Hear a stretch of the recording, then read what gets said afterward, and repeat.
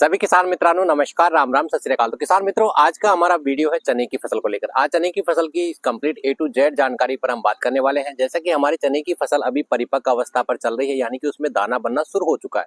तो कई बार देखा जाता है कि हमारा जो दाना होता है उसकी साइज छोटी रह जाती है, दाना चिपटा रह जाता है। तो इसको दाने की मोटाई और साइज को बढ़ाने के लिए अंतिम समय पर कौन सा वो टॉनिक है जो आपको इस्तेमाल करना है। दूसरा, एक जो चने की फसल पर इस प्रकार के जो इली जो कीट होते हैं, जैसा कि हमारा देखो आप यहाँ पे फलों पर इस प्रकार के छेद कर कर हमारे जो अंदर जो दाना बनता है उसको खाकर ये खराब कर देते हैं। तो ये जो इली कीट होता है इसको आप किस प्रकार से नियंत्रण कर सकते हैं। तीसरी एक जो समस्या चने की फसल करने वाले जो किसान भाई है उनको काफी देखने को मिलती है। खेतों पर जगह जगह पर जो पौधे जो होते हैं वो पीले पड़कर सूख जाते हैं और पौधे मरकर बिल्कुल नष्ट हो जाते हैं। तो ये चने का उगटा रोग कहा जाता है। तो इसकी रोकथाम के लिए भी आप क्या उपाय कर सकते हैं, तो कंप्लीट A to Z जानकारी पर आज हम बात करेंगे। चने की फसल में दानों की साइज की मोटाई बढ़ाना हो, इली जो कीट होता है जो हमारे जो फलियों पर जो दाना है उसको खाकर खराब कर रहे हैं, और जो उगटा जो रोग होता है हमारी जो फसल सूख कर नष्ट हो रही है उसकी रोकथाम के लिए किस प्रकार के उपाय आप कर सकते हैं।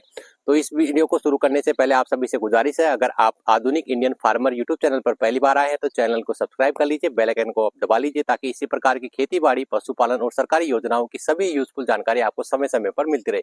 तो आइए शुरू करते हैं वीडियो। किसान मित्रों, सबसे पहले हम बात करते हैं चने की फसल की सबसे भयंकर जो बीमारी है उगटा, जिसे बिल्ट रोग के नाम से जाना जाता है। ये बीमारी एक फफूंद जनित बीमारी होती है और ये मुख्य तौर पर जो फिजेरियम ऑक्सीस्पोरम नामक जो फफूंद होता है उससे हमारी चने की फसल पर ये रोग फैलता है।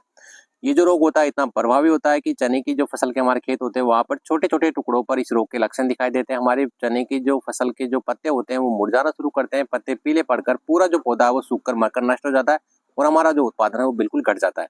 तो ये जो फफूंदजनित जो रोग होता है इसको नियंत्रित करने के लिए आपको किसी भी अच्छी कंपनी का फंगिसाइड लेना है।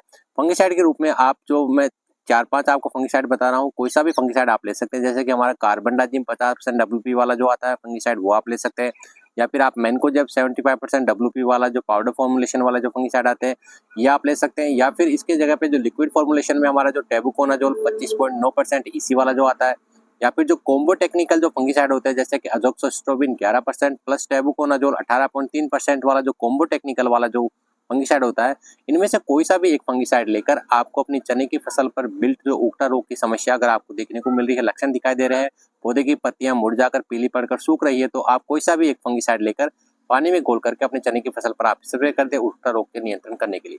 अगला, जो चने की फसल पर जो हमारा दाना बनना शुरू हो जाता है उस समय एक जो इली जो कीट होता है जो हमारे जो दानों को खाकर खराब करती है उसका भी प्रकोप काफी ज्यादा देखा जाता है।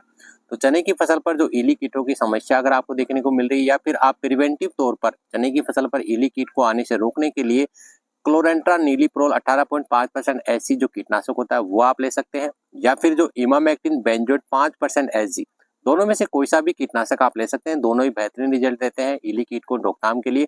तो कोई सा भी जो कीटनाशक है वो लेकर आप स्प्रे कर सकते हैं इली कीट के नियंत्रण करने के लिए, चने की फसल की पैदावार को बढ़ाने के लिए। अब बात करते हैं चने की फसल हमारी जैसे परिपक्व अवस्था पर है, दाना बनना उसमें शुरू हो चुका है, तो कौन सा वो अंतिम टॉनिक स्प्रे आपको करना है जिससे चने की फसल पर जो दाना है वो मोटा बने और वजनदार बने और चमकदार दाना बने। तो इसके लिए आपको क्या करना है, जो NPK 05234 जो घुलनशील जो होता है पानी के अंदर घुलने वाला जो NPK 05234 आता है वो आपको लेना है। इसकी 75 ग्राम की मात्रा के साथ ही आपको कोई भी अच्छा माइक्रोन्यूट्रिएंट जो सूक्ष्म पोषक तत्व है वो आपको लेना है।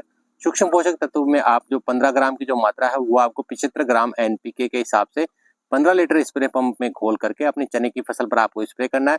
इससे चना की जो फसल पर जो दाना है वो वजनदार, मोटा और चमकदार आपको मिलेगा।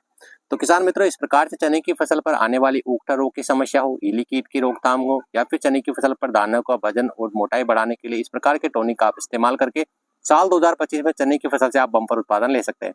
इसके अलावा अगर चने की फसल में किसी भी अन्य प्रकार की समस्या को लेकर आप परेशान हैं तो आप हमें कमेंट में संपर्क कर सकते हैं। धन्यवाद।